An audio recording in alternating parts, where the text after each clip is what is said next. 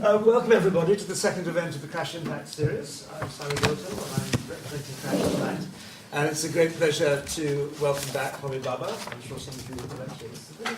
And Homi is going to be in conversation, I was going to say, with Phiroze Vasunia, who's Professor of Latin at University College London, and whose work on India in the 19th century and India in the 5th century is both extremely important.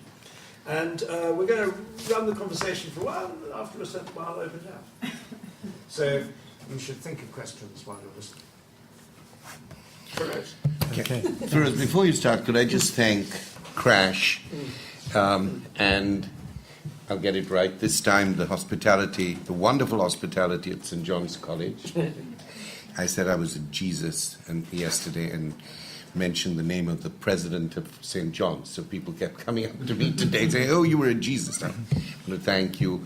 And I also want to just thank you all that we had such a wonderful, large and enthusiastic audience yesterday with splendid questions. So thank you all very much. I'm glad that we have a good audience this evening. So thank you very much for being here. Thank you so much. No.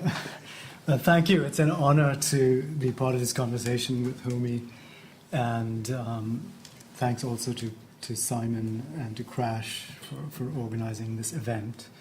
I've read Homi's work for many years, of course, and admired it and learned from it a great deal. So this is a terrific opportunity, actually, to speak to Homi and to get him to address a few questions.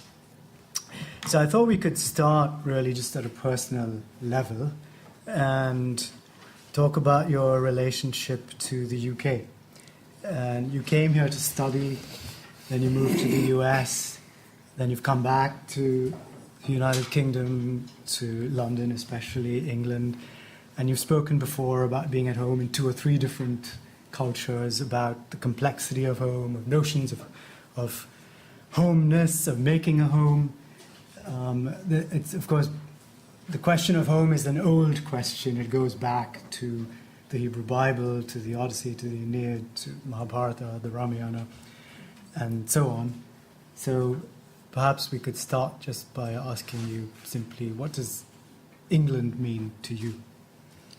Perhaps I could just start by saying something that is both very moving but also very coincidental before I come to your question, which is that, Phiroze and I both belong to a small Indian community called the Parsis. We are of Persian origin. So that it's wonderful. There aren't many Parsis that I know in the world of academia, so it's always good to find another one. But what is even more interesting in talking about home, and I can't resist saying this, is that Phiroze and his family come from Bombay, like mine do, but that my mother, who was somewhat older than your father, they both started their thespian careers. Your father developed a major career. My mother always lived in pursuit of being an actress, which she mostly did at home through various kinds of hysterical and dramatic acts, which I grew to love, and which I love even now. But they both started off working with the same director in the same drama troupe.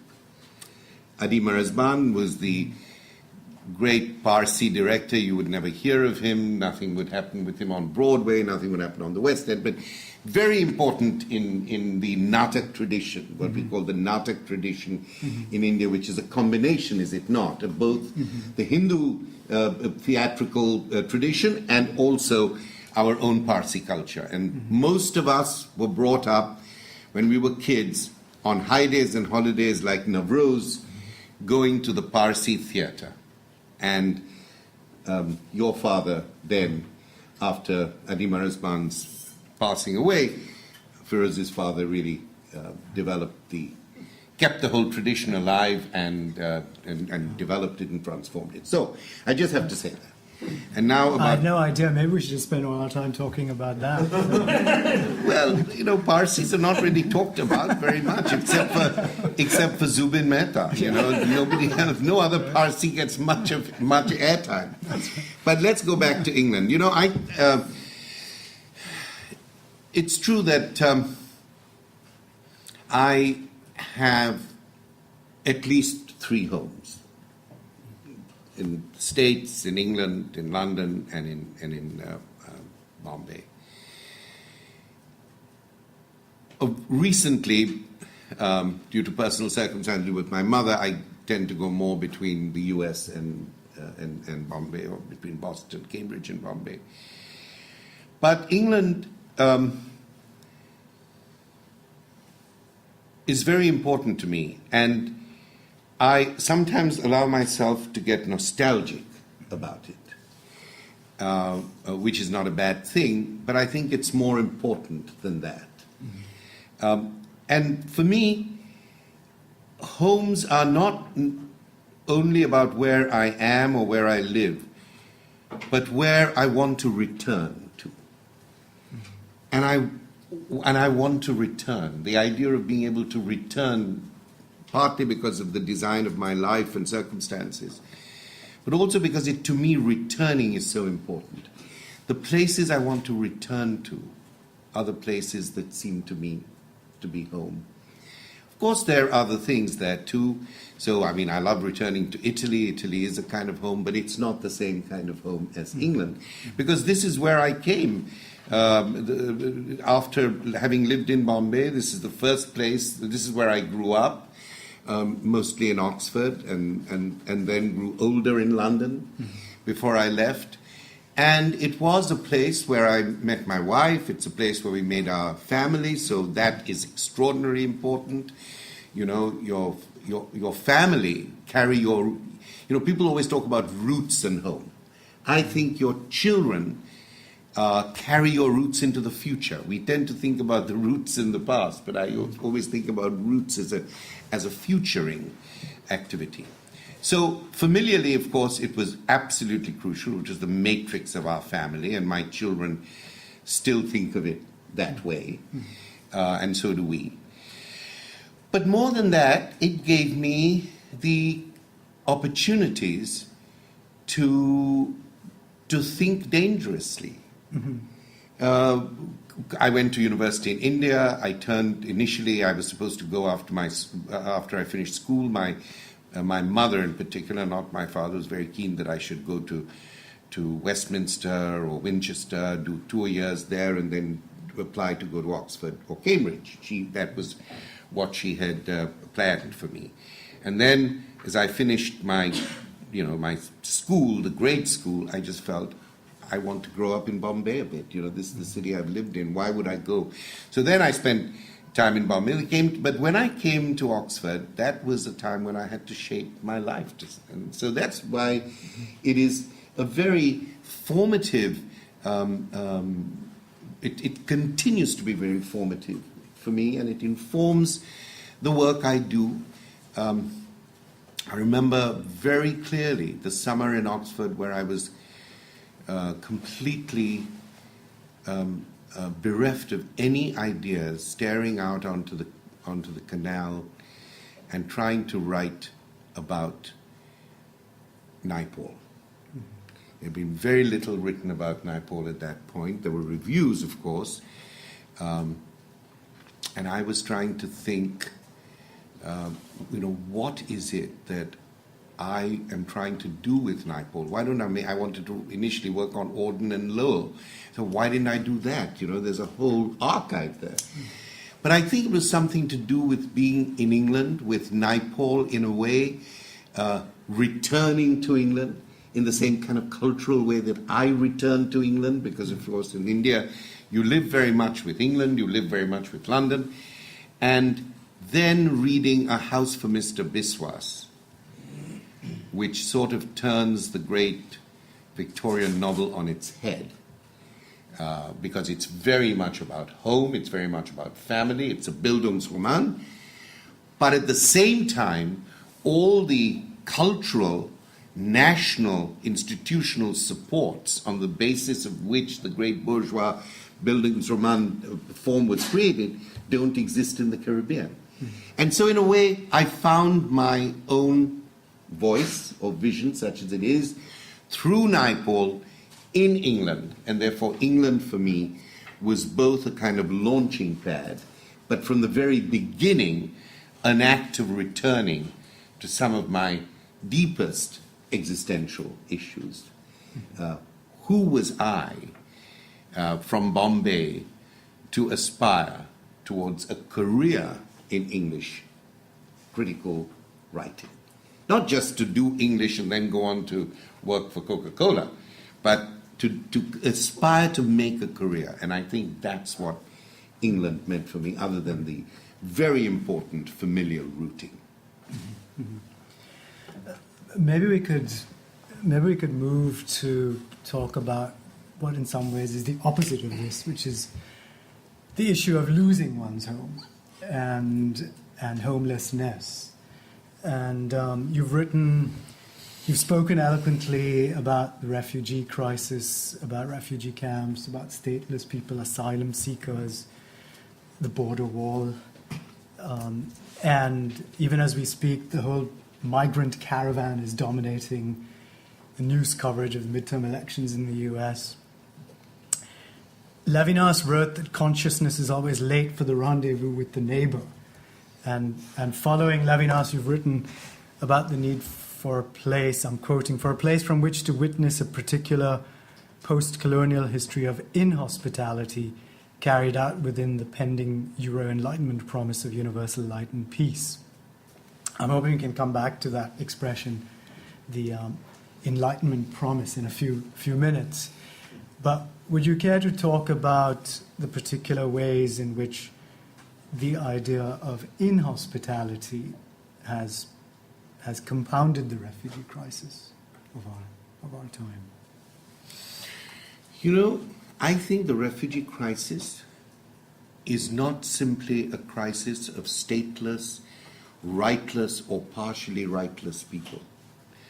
I think the refugee crisis has been going on for a long time, and sometimes when policy people talk about it as a crisis, it's a way of evading a long-term responsibility. And therefore, of course we talk about it as the crisis, but I just have to say this, I'm a little chary about that, because when there is a crisis, everybody says, well, we do the best we can because there's a crisis, and we haven't done very well because there is a crisis. So I think we should just think about there's a long history. But for me, the refugee crisis is the crisis of citizenship. When as I said in my talk yesterday, 68, roughly, these figures are never quite, 68 million people are either stateless or displaced. 68 million people in the world today.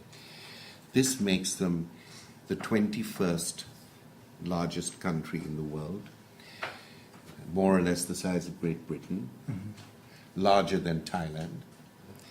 And for me, by calling them stateless, we are in some way describing a legal condition. But there is an existential and ethical condition to be confronted, that if you live in a world in which there are 68 million people, these may not be people who are citizens of countries, but they are citizens of nations, but they are populations of a country.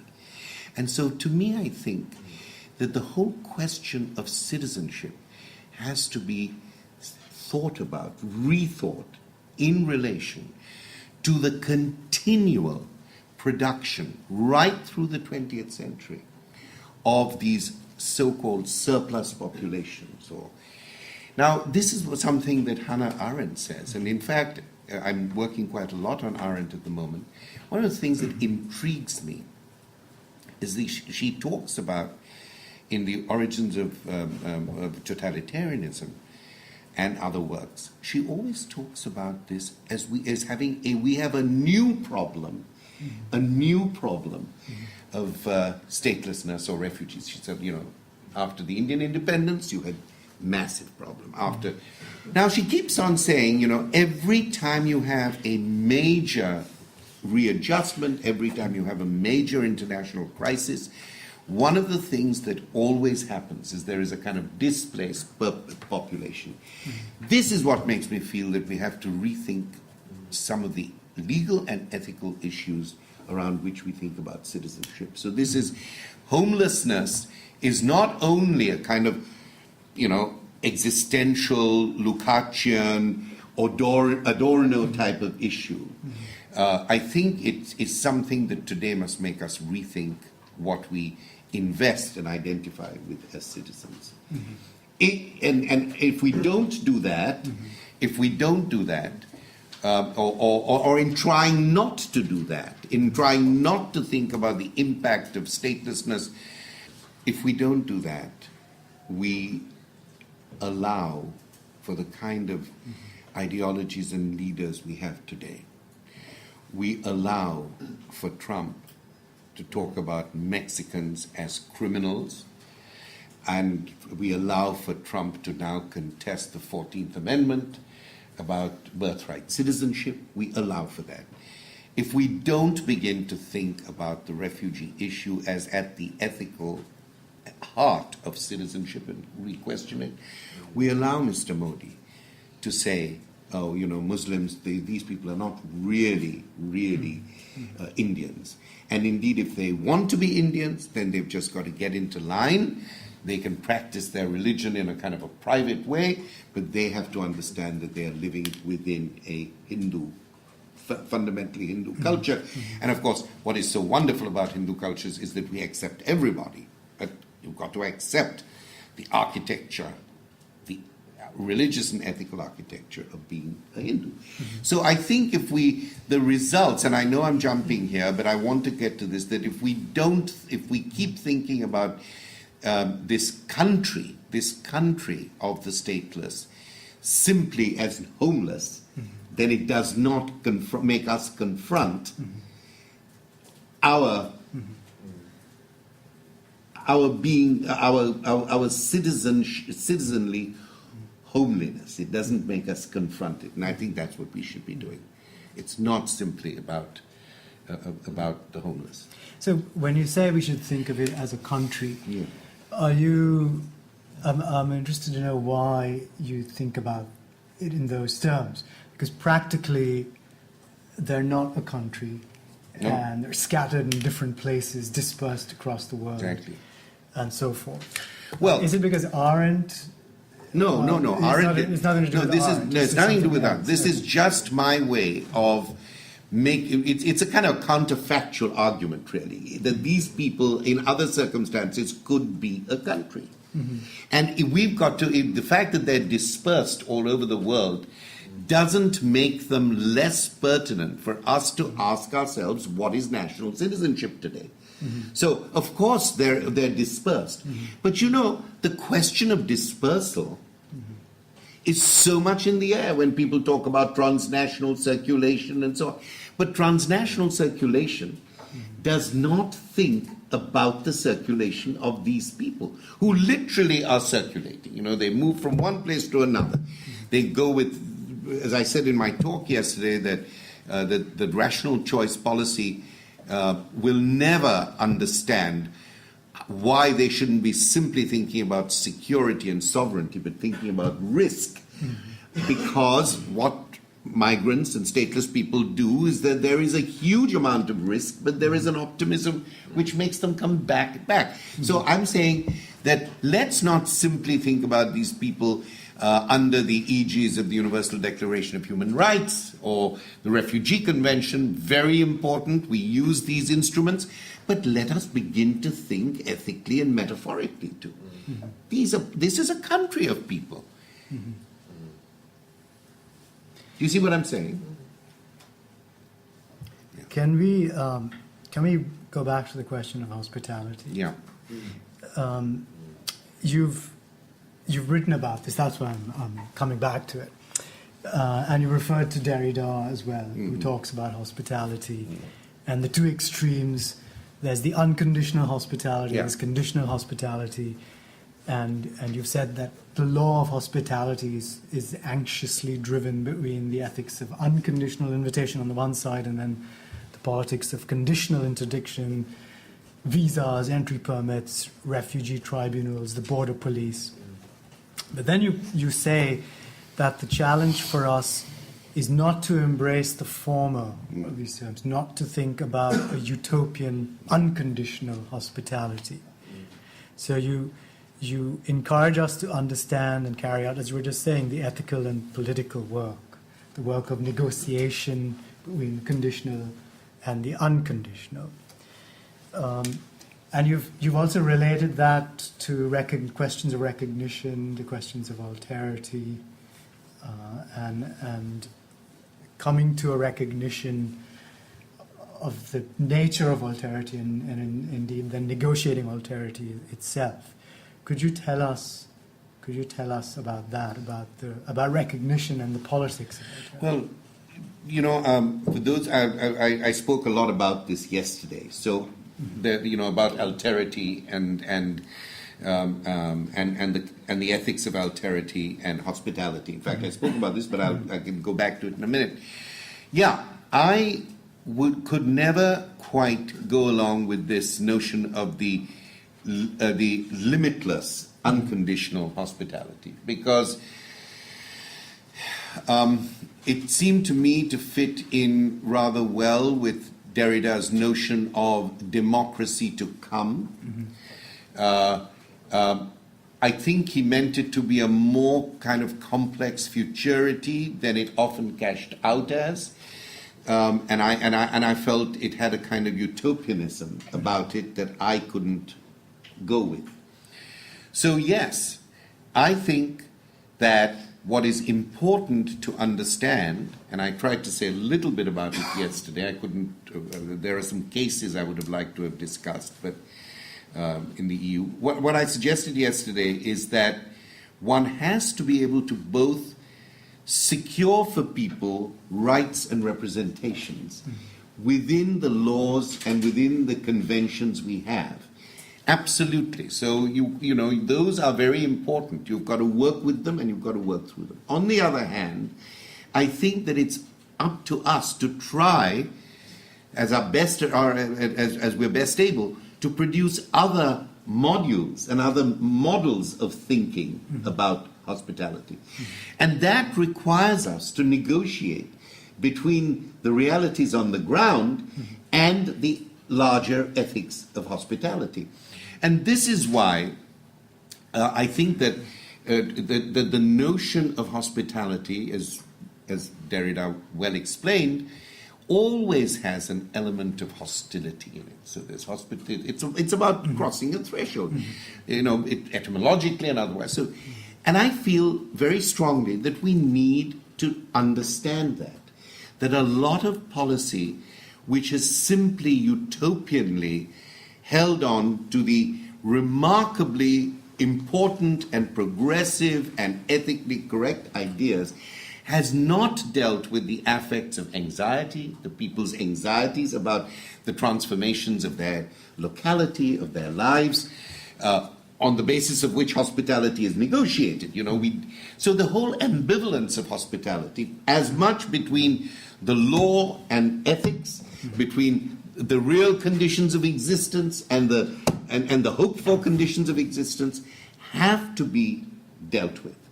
Now, it is also possible to do that, you know, and you by thinking beyond by thinking beyond the current iterations of the law. There are ways of putting some of these ideas into effect. Now, you know, I don't, as you know, I'm not a lawyer, but I'm having to learn a bit and trying to learn a bit.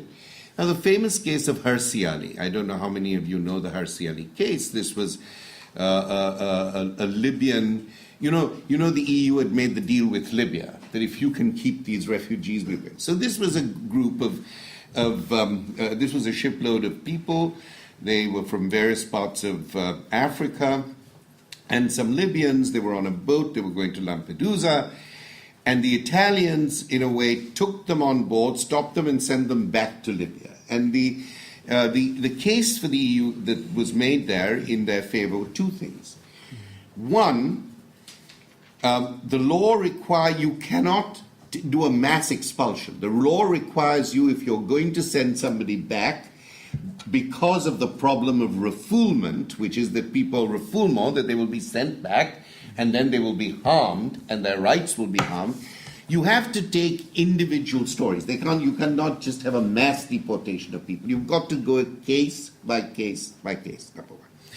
And secondly, that if the people are in transitional waters, the jurisdiction demands of you, once you have recognized them, once the human rights encounter, so to speak, this Levinasian encounter has occurred, it requires you then not to simply return people, but to bring them back and to process the whole thing. Now, if you look at this from a legal point of view, and this was a landmark case, it changed many things to do with this mass deportation, mass expulsion.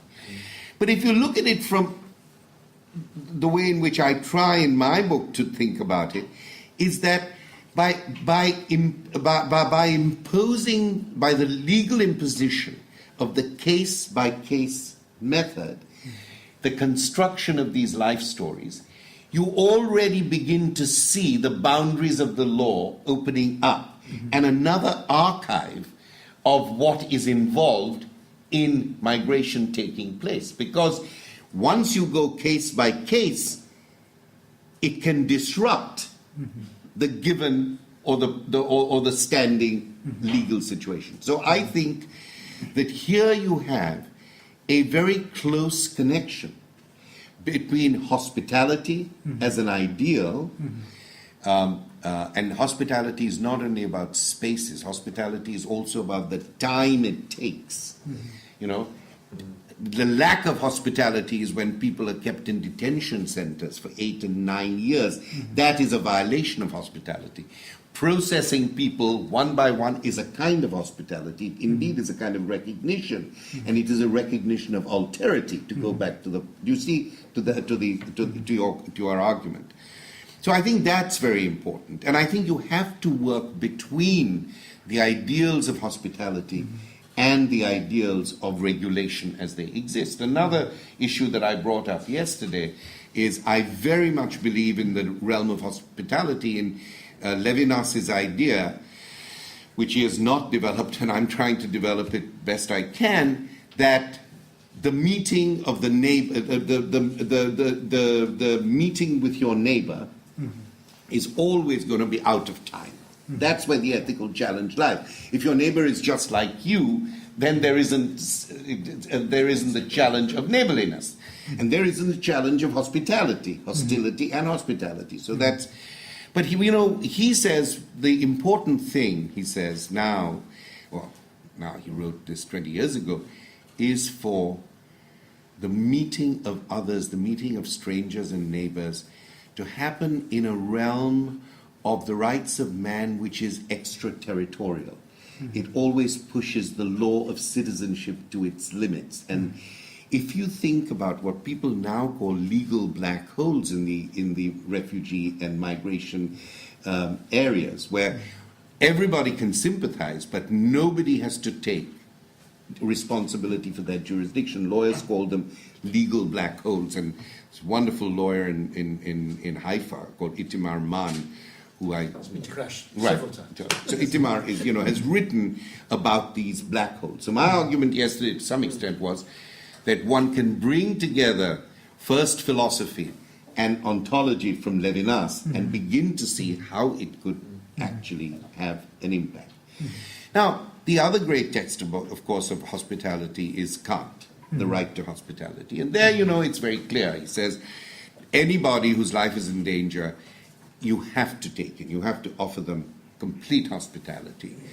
But for a certain portion of time. He said, beyond that, once their life is out of danger, then if they want to stay on, you negotiate. There's a negotiation, a legal negotiation in his, and indeed an ethical negotiation. But what interests me greatly, and is not often mentioned, is the way in which he then goes on to talk about imperialism as a violation of hospitality.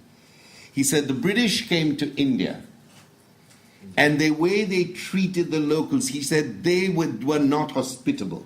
So that opens up, I've written about this, and that opens up another whole issue of what is hospitality, despite the politics of empire. And humiliation, which I know is one of the issues that you are keen on, and having read your very wonderful questions in advance, humiliation often happens, not simply because there are hegemonic powers at play, but because a certain notion of recognition and hospitality is not extended to those who know they're in a position of oppression.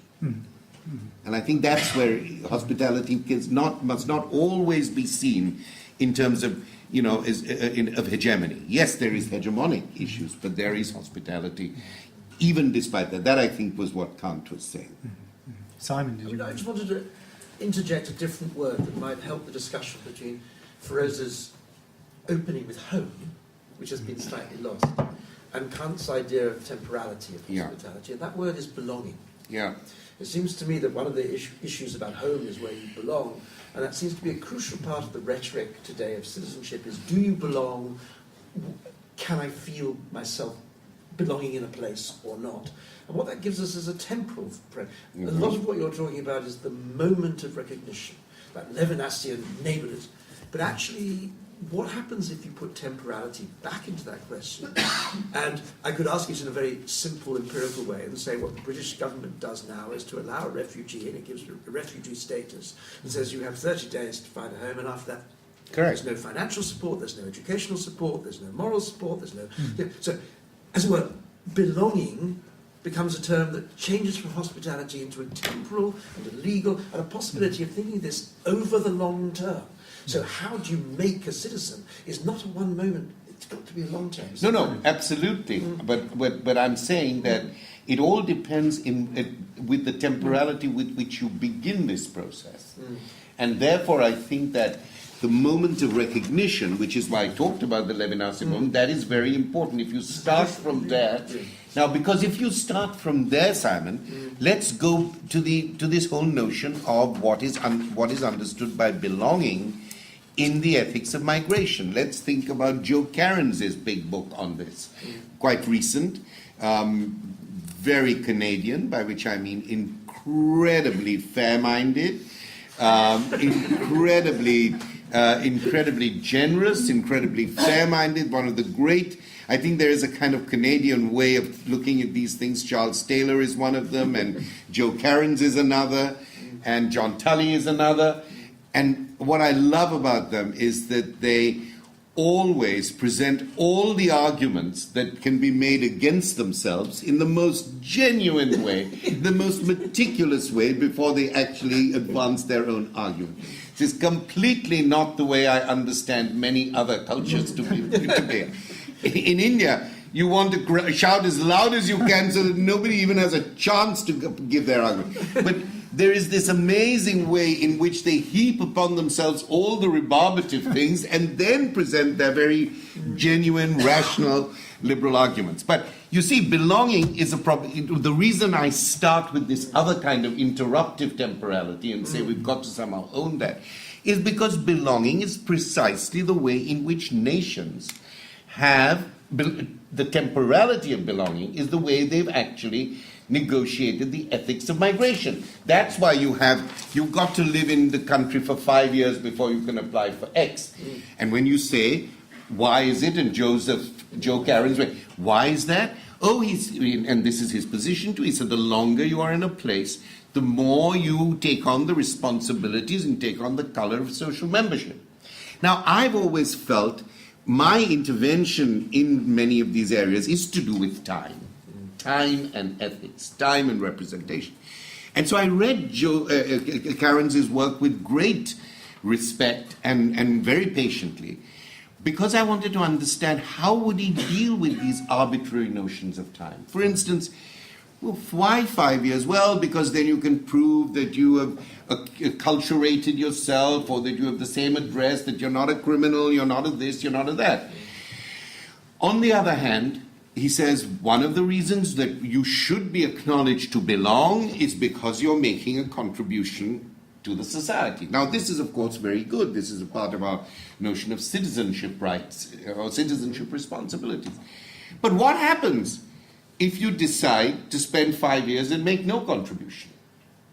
So I'm just saying that this notion of time and belonging has been, in my view, so taken up by the traditional governmental practices that it really makes you want to talk about belonging, absolutely, but from a more complex and agonistic place, so that in fact you can be more generous and more generative rather than less.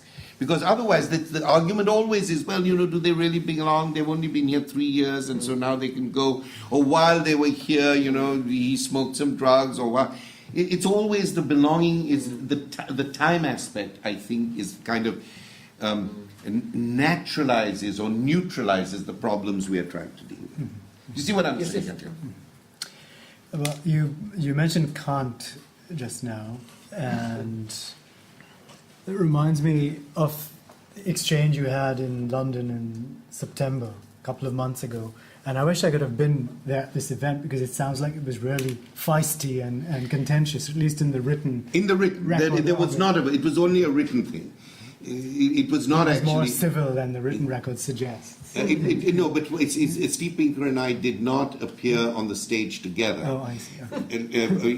But they wrote to me and him and said, before you come to this London Festival of Ideas or whatever it is, would you and he be in conversation? Would you and he have a written conversation? That was what it was.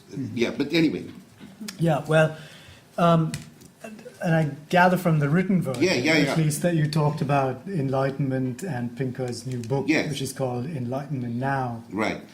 And in that debate, you refer to Kant's work and talk about the paradoxical achievements and legacies of the Enlightenment, so its contributions to progress on the one side, but also to its darker features, shall we say.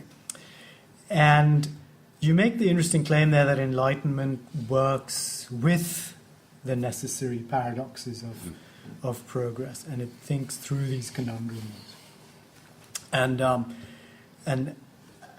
then you add that paradox in this Kantian sense is not merely an inevitable fact of life, but it's a carefully constructed principle of ethical judgment and political decision making. Yeah.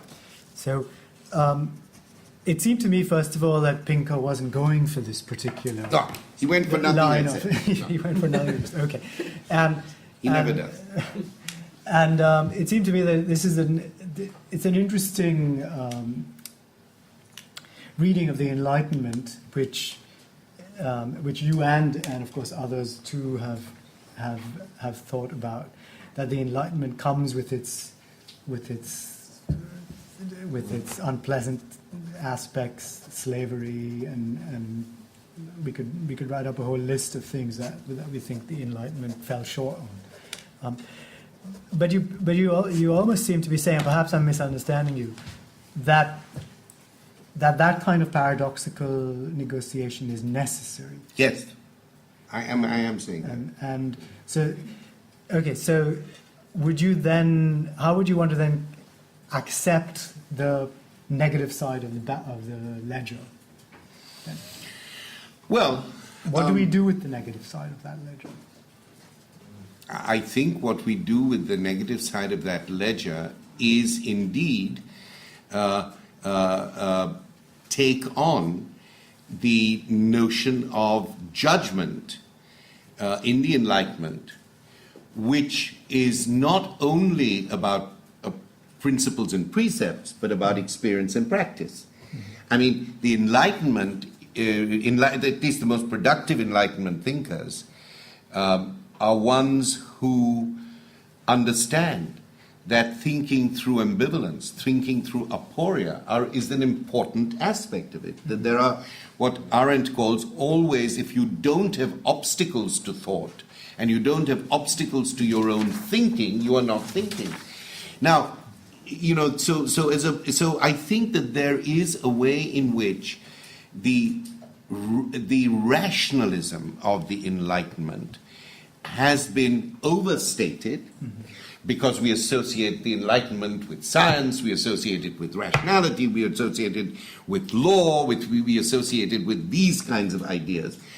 But I think the Enlightenment was, the best Enlightenment thinkers were aware that they were also working in a moment of transition, that even during the Enlightenment, there was the dark Enlightenment, as Jonathan Israel calls it in his great works on.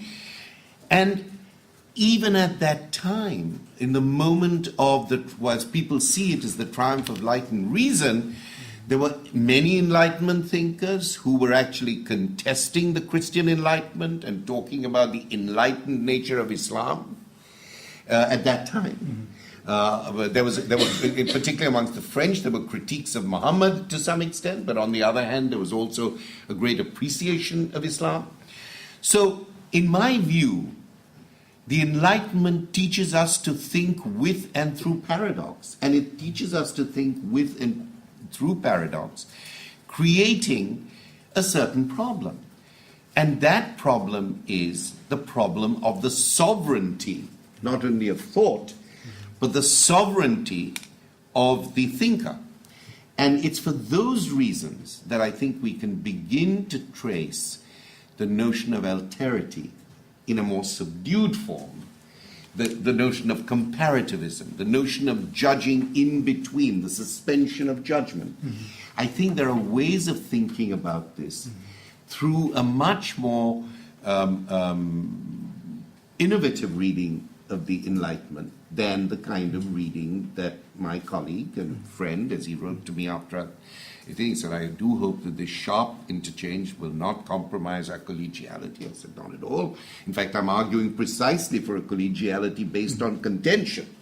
I'm not arguing for collegiality entirely based on convergence. Right. So I think that it's very important. And for Kant, and the reason why I quoted Kant there is that in his the two essays, what is the Enlightenment? He actually talks about this. He says, you've got to take on and you've got to stand in the place of the things that you oppose or contend in order to actually understand what the Enlightenment was. That is why when Foucault then writes the response to Kant, I hadn't thought about this for a while, but since you asked, when he writes that essay on Kant's What is Enlightenment, he says, what Kant really teaches us, one of the things that Kant teaches us is that modernity and the Enlightenment, or the kind of Enlightenment that we associate with modernity, makes us question the very grounds on which we stand. And he said he introduces this sagittal relationship, that the notion of sage, or the notion of what we think we know and the stability of what we know, is what we question in the Enlightenment as we move on. And to give you a simple example there, is John Stuart Mill. I think one of the great things that this figure of the liberal Enlightenment said was, I am a Democrat in my country, and I'm a despot in somebody else's country, i.e. in India, and he worked for the East India Company. What does that make of me?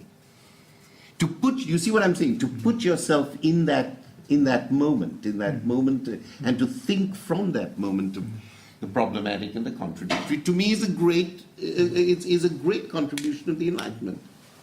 Would you say this is a kind of belated post-Enlightenment understanding of Enlightenment critique, or was this already at play in the Enlightenment itself? You seem to be suggesting it's already I think there. It's already at play. Now clearly, the appropriation for the Enlightenment for empire by the empire builders would not allow this to have play in the discussion. So obviously it is an area that it's a kind of argument about the Enlightenment, which I'm not the only one, as you say. There are others too. I'm trying to bring it back because for two reasons. One, because I think that the Enlightenment has had too much of a free play as just being, light and truth, and I think that was never the case even when the Enlightenment thinkers were constructing it, if you see the difference between the German Enlightenment, the Northern Enlightenment, the French Enlightenment, all these debates about, the fundamental principles. So I think it's been given too much of a free play, and a positive free play on the one hand. But I also think it is undermined by brainless and mindless rejections of the Enlightenment, And I think that is also wrong. And that's why I'm suggesting that to understand it as a paradoxical mode allows for the translatio, allows for that whole way of thinking to be translated, and its notion of power to be questioned. I mean, it's different if you use the Enlightenment to oppress people. It's a very different thing than if you use the Enlightenment to encourage a more sophisticated thinking about what it means to think. Well, there's a moment that I really found interesting in that exchange where you say that you turn to the Enlightenment and you see it as troubling our collective conscience and consciousness. And then Steven Pinker picks up on that phrase that you use, troubling our collective conscience and consciousness, and then says, but that's something that only good social science can do. Yeah. And he seems to be saying, it's not for the arts and the humanities, it's not for philosophy, for poetry, for literary studies to be doing that. He's a biologist. Well, exactly. You're the director of the Humanities Center. So how do you... I think I know how would you respond to that? So, I mean, what does that mean? I just don't, I quite see why you're asking the question, but I see that. But what does this mean? I mean, if you just take the enunciation by Mill, I'm a despot in my own country, I'm a Democrat now. The first thing here, this is not the best reading of this is not a social scientific reading as to say, is this true or is this not true? The most interesting reading of this to say is, what is this ethical position of enunciation from which a liberal idea is being elaborated? But you see, here, for Steve Pinker, the real question is what he sees as hard facts, as far as I can tell. His understanding of what is a fact. And for him, facts are established by statistics and graphs. Now, our previous argument that we are now living in the best of times that we have is either not worth arguing about, because of course there's incremental progress, but of course at the same time we know TB 20 years ago was much better in hand. Cholera, now they're all coming back again. There's no iterative thinking for him. The graph, the linear graph tells all. Now, if you, like in the previous book, which is the foundation for this book, if you take where he's dealing with violence over time and saying, we live in a time of very little comparative violence, if you take the horizontal axis, then you pull it from Neanderthal times, as he does, to now, imperialism is like a little pimple. The Second World War doesn't even register on such a long, elastic timeline. So, if you want to believe that, you believe that. I mean, when he published that book, I did a panel with him and Michael Sandel and Elaine Scarry and Charlie Mayer, the historian. And the fact is that it was very clear, as I think Michael said to him, that what you are arguing for is a particular way of, is a particular social scientific triumphalism in a way. And most social scientists wouldn't go along with that way of measuring progress anyway. I wanted to, because much of it his argument is about progress, right? So I may have this here. If I would give me just a second. And if I do, I'd like to do what in Oxford, I don't know if at Cambridge, but in Oxford we used to call it gobbets, where you would get, you'd be given a passage. Actually, I don't think I have it although you can see how intimidated I was, I brought all kinds of things to refer to. It's a passage you have to discuss on the exam. It's a passage you discuss. So let me give you this passage and tell me who you think. It's as close as I can come to remembering exactly the wording. It says, Western scientists will have very little sympathy for what I'm doing and proposing, because unlike them, I am not interested in constructing meaning as you construct buildings. I'm not interested in the building process. I'm interested in the perspicuous vision of alternative foundations of buildings. And for that reason, he says, I have very little truck with the notion of progress as, the accumulation of experience and time. I'm much more interested, and going forward, I'm much more interested in the forms that progress take as foundational ideas. And therefore, I believe that I don't know exactly how he puts it, but therefore I'm not in sympathy with Western civilization. Now, who do you think wrote that? I asked, it sounds as if Mahatma Gandhi wrote it, right? Levinas. No, it was Wittgenstein. Wittgenstein, and I've been using this, I just gave a talk in the Asia Society in New York on what is progress, and I find, and of course it's it's just so true that progress is not simply as our friend Steve Pinker sees it, always teleological and always transformative in one direction. And I think Wittgenstein is absolutely the master of making us think about progress and making progress in other ways. Yeah. We have to finish. There's been a wonderful conversation. We said we'd finish 1:45. We've gone over 4 minutes over. We'll allow that. So I'm afraid we're going to finish now. But I hope you will join me in thanking both Phiroze for his incisive questions and Homi for his general. I used to have another conversation. We must arrange it.